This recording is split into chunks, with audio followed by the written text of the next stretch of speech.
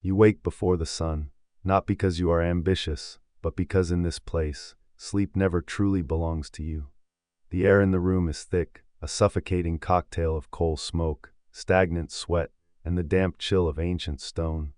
You open your eyes, but the darkness remains. The ceiling is so low you cannot stand straight. The walls are bare, stained by years of soot from a cheap old lamp, the only light you've known through the long night. You aren't alone. You share this cramped space with your family, and sometimes with strangers who rent the floor beside you. In Rome, space isn't something you own. It is something you borrow for a fuse, before someone else claims it. This is not the Rome of marble statues and heroic stories. This is the Rome of most people. You are not a senator. You are not a gladiator. You are a plebeian. And today, like yesterday, your only goal is simple: to survive. You step onto the snow floor. It bites with cold, even in summer. You pull on a coarse wool tunic that reeks of old sweat. Washing it is a luxury. Water must be carried from far away, and time is something you never have enough of. Your home is an insula, an apartment block squeezed into a narrow alley. From the street, it looks tall and impressive, rising 6 or 7 stories toward the sky. Inside, it is a trap. The lower floors belong to those with money. They have space, light, air. You live above them. Up here, the heat suffocates in summer, and the cold gnaws in winter. The walls are thin. The stairs are weak, and every night, the same fear lingers. Fire. One overturned lamp billow, and the entire building becomes a torch. There are no escapes, no warnings, no help coming. That is why your few possessions, a clay bowl, a dull knife, battered sandals, are kept by the door. If you hear screaming in the night, you run. You do not look back. The corridor is already alive. Footsteps pound on wooden stairs. Neighbors argue in half-sleeping rage. Somewhere above you, a window opens. Watch out below. A bucket of waste crashes into the street, missing you by a breath. This is not unusual. This is morning. Rome's famous sewers are for the wealthy. For you, the street is the sewer. When you step outside, the city hits you all at once. Fresh bread baking nearby. Rotting refuse in the gutter. Animal dung underfoot. The sweat of thousands pressed together. This is not the scent of romance. It is the smell of people trying to stay alive. Before work, you eat, if it can be called eating. A chunk of dark bread, rough with grit from the mill. Hard enough to crack a tooth if you're careless. You chew slowly. If you are lucky, you dip it into watered wine, sour, thin, barely drinkable. A few olives would feel like a gift from the gods. Meat does not cross your mind.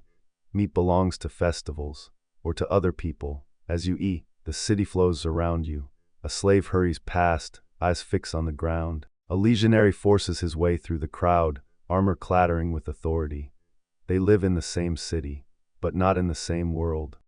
You head to the square where day laborers gather. Men stand shoulder to shoulder, pretending not to be tired. You straighten your back, you flex your hands. Hunger twists inside your gut, but you hide it. You must look strong. The foreman arrives. His eyes move across the crowd like a buyer inspecting animals. He checks hands, posture, breath, searching for weakness. You move. Relief hits first. And fear. Today, you work. Rome is always building. And Rome does not care who breaks in the process. Stone blocks grind against your palms. Mortar burns your skin. Dust coats your throat until breathing feels thick and slow. There is no protection, no mercy. By midday, your muscles shake. Lunch is a bowl of poles, warm, tasteless grain. Its only purpose is to keep you standing. Nearby, a young man collapses. The foreman does not kneel.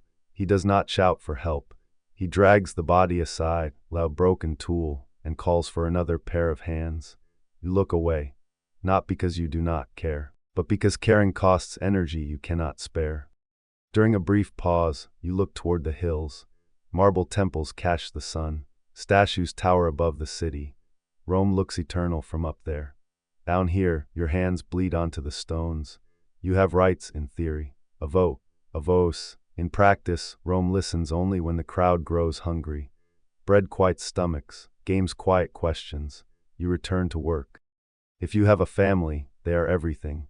Your wife works without rest, hauling water, cooking, cleaning, spinning wool for a few extra coins. Marriage is not romance. It is survival. Two bodies endure better than one. Children bring warmth, laughter, fear. Many will not survive infancy. Fever comes fast. Bad water comes faster. When a child dies, grief is brief. Hunger does not wait. Gods surround you at temples, at street corners, at your door. You pray often, quietly, quickly, not for greatness, for absence of disaster. No sickness today, no fire tonight. When misfortune strikes, you search your memory. Wish God did you forget, fear keeps order. Disease follows you everywhere, but water tastes clean. The pipes slowly poison you, waste festers in the streets. Cuts turn black, doctors are distant, expensive, uncertain. You cough, you shiver, here growing old is rare. On festival days, grain is free. The games are open. You are crushed into the arena. You shout with the crowd.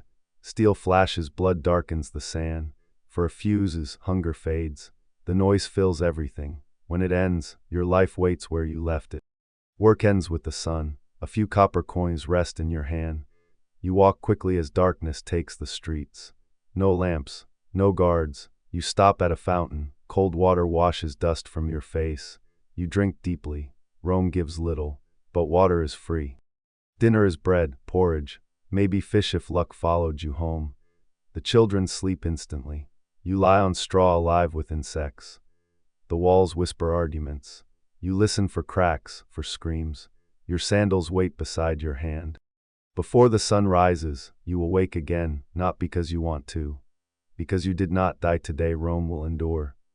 Names will be carved into stone. You will leave none, only worn steps, only walls built by hands like yours.